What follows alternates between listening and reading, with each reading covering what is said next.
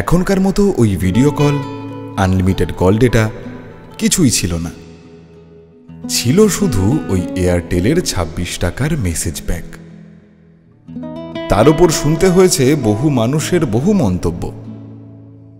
Long distance relationship আবার টেকে নাকি? এসব টিকবে না, বেকার সময় নষ্ট। তারপরেও তো ৮টা বছর পার করে দিলাম। তারপরেও তো মেহফিলের শহরটা আমাদের জন্য সময় বাঁচালো। খুচরো খুশির স্মৃতিতে ভাগাভাগি হয়ে গেল মোমো এবং মেয়োনিজ, ফুচকা এবং টক জল। এখনো তো শহরে শ্রাবণ এলে হলদে ট্যাক্সির ব্যাকসিট থেকে ভিজে নেয় পুরুলিয়ার প্রেমেরা। তবুও তো সুমন গেয়ে ওঠেন, তুমি আসবেই আমি জানি। জানি না কে দিয়েছিল পলাশকে তার ডাক নাম, জানি না কতটা ঘন হলে মেঘ হবে ঘন শ্যাম, জানি না কতটা কথা বলা হলে হবে কত কথা, জানি না কিভাবে স্রোত ভেঙে দেয় নদীর জড়তা, জানি না ফুরবে কবে বৃথা প্রশ্নের হয়রানি, উত্তর আসবে না তুমি আসবে আমি জানি। আমাদের শুরুটা এই শুরুতেই। সে বছর মা এসেছিলেন দোলায় চেপে। সেই প্রথম আমার সাথে মেঘের দেখা।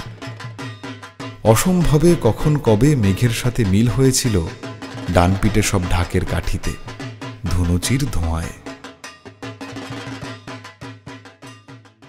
সেই আমাদের বড় হওয়ার শুরু।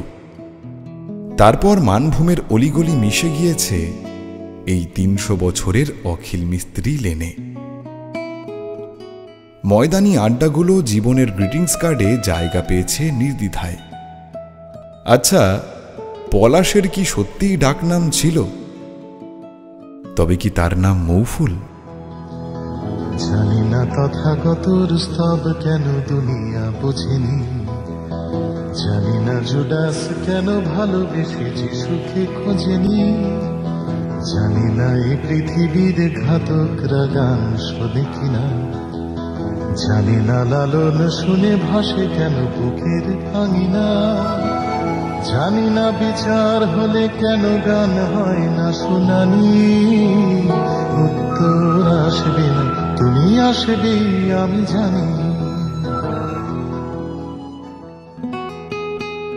সেসব গ্রিটিংস কার্ডের জীবন পেরিয়ে এই মাঘের শুরুতেই আমাদের বিয়ে বাড়ি।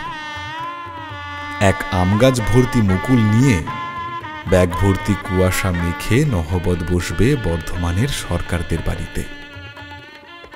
বাঁশের গায়ে জড়ানো হবে রঙিন আলো। ছোট নাগপুরের হলুদ মিশবে লাল মাটির উঠোনে।